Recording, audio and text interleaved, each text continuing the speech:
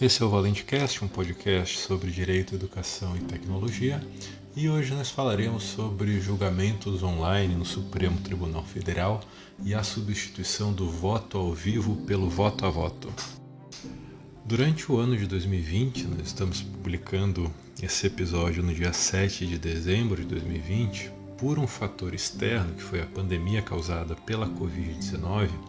houve, de modo geral, a aceleração de 3 fatores que devem modificar a prestação de serviços e o trabalho no futuro e que também afetaram diretamente o judiciário no Brasil,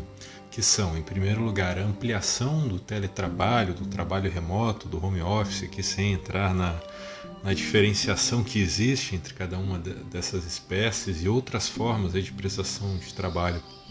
fora da sede da organização, da empresa, da pessoa jurídica ou natural que organiza e que realiza o trabalho, e que apesar de ter ocorrido nesse ano de 2020 por um dever legal, essa ampliação certamente será mantida e até aumentada voluntariamente nos próximos anos. Em segundo lugar, a digitalização dos meios de trabalho. E no Judiciário houve, em 2020, uma aceleração da informatização dos sistemas processuais e da digitalização dos processos administrativos e judiciais. E, em terceiro lugar, e como consequência direta do fator anterior, nós tivemos também a virtualização dos serviços, o que significa que não apenas o trabalho interno é prestado à distância de forma virtual, com o uso de meios digitais, mas também que os serviços prestados aos destinatários também ocorrem em meio digital. Eu quero comentar nesse episódio esse último aspecto, de forma mais específica dentro do judiciário,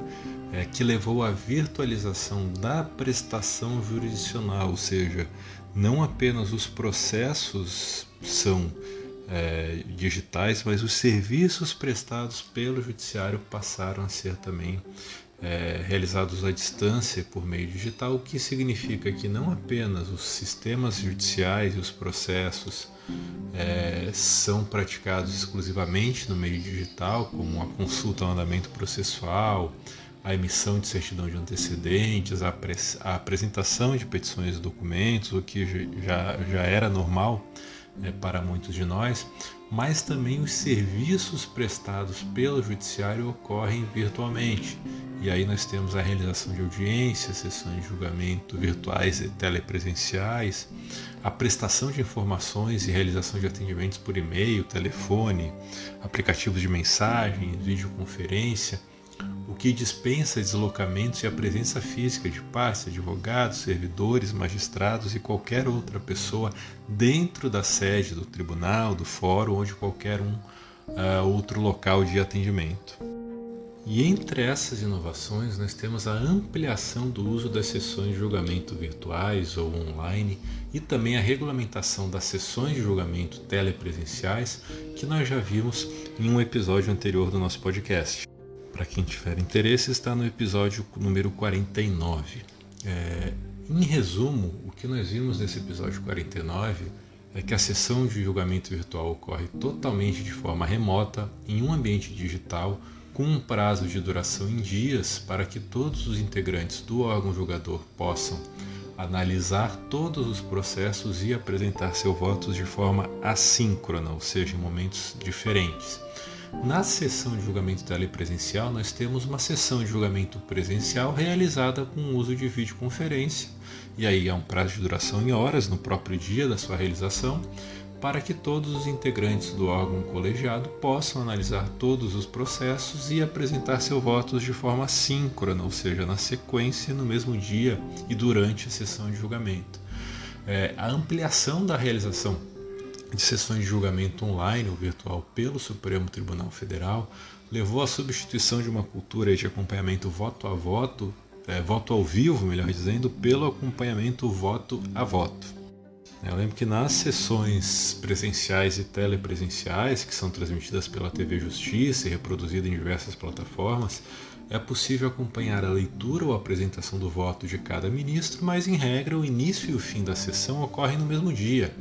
com a duração em horas do julgamento, Então, normalmente, nós temos uma análise posterior do julgamento e dos votos, no meio jurídico, na imprensa, nos grupos sociais afetados, em alguns casos em toda a sociedade, e é difícil, né? Não é possível ter um acompanhamento e um debate, uma análise durante a ocorrência da sessão de julgamento.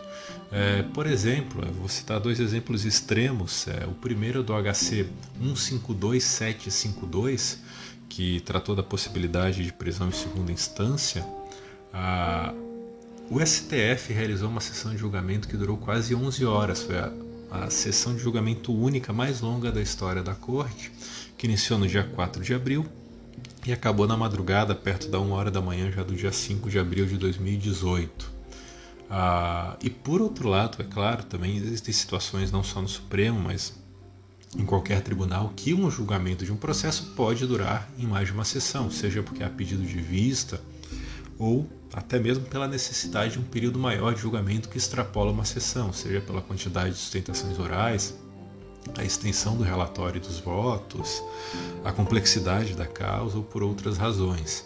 E aí um outro exemplo extremo também nós temos no Supremo, o julgamento que perdurou pelo maior período de tempo na Corte foi o da Ação Penal 470, o chamado julgamento no mensalão, que começou no dia 2 de agosto de 2012 e foi concluído com o julgamento de todos os recursos só no dia 13 de março de 2014, e que durou 69 sessões do plenário do Supremo. Mas essas situações são excepcionais, né? Porque em regra os processos são analisados, decididos em apenas uma ou poucas sessões de julgamento, que são acompanhadas ao vivo por qualquer interessado de forma síncrona com a apresentação dos votos e o julgamento final dentro da mesma sessão. Já nas sessões virtuais, o acompanhamento é realizado online no site do STF, na página do acompanhamento processual, na aba sessão virtual, ou seja, dentro do processo, no acompanhamento,